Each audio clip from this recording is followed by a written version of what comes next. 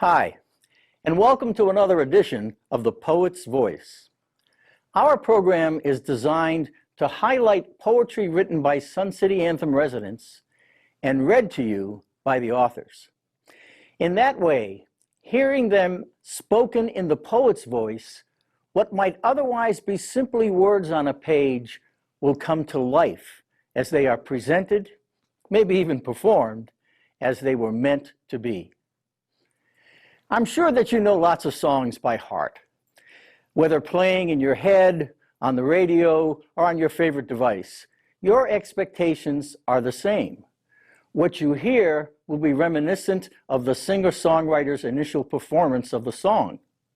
The lyrics, accompanied by the appropriate music, are delivered with all the joy or sadness, excitement or solemnity that the singer-songwriter intended. You feel the meaning. The song elicits the effect that was intended.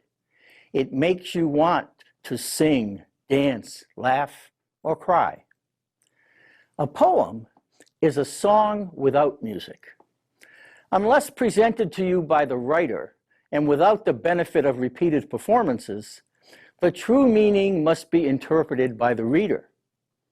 In the case of most classic poetry, your interpretation is aided by scholars who have studied the poet's works and confidently portray what they have concluded was the poet's intent. Still, scholars don't always agree. In our program, we have the luxury of hearing directly from the author. Our poetry is presented in the poet's voice. Today's poem is one that I wrote more than 15 years ago. Some sentiments are timeless. This is called Two-Way Mirror. I saw two men fuming, both ready to strike, each one focusing on what he didn't like about what he saw in the other man's face, about what was wrong with the whole human race. The man on the left, with fists clenched so tight, was ready to kill the man on the right.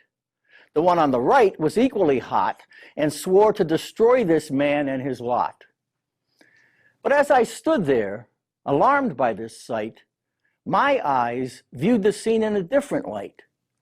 The longer I stared at these two angry souls, the more it appeared they had similar goals, and similar needs, and similar cares, and a burning desire to protect what was theirs.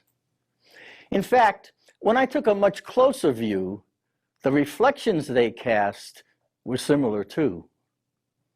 The world is a mirror that we choose not to see. Instead, we are blind to what makes a man free. It's freedom from hatred and freedom from war, and accepting a truth that we cannot ignore. We're equal at birth and equal at death. And throughout our lives, there's only a breath that separates us from all that we see and clouds what we are. The same, you and me.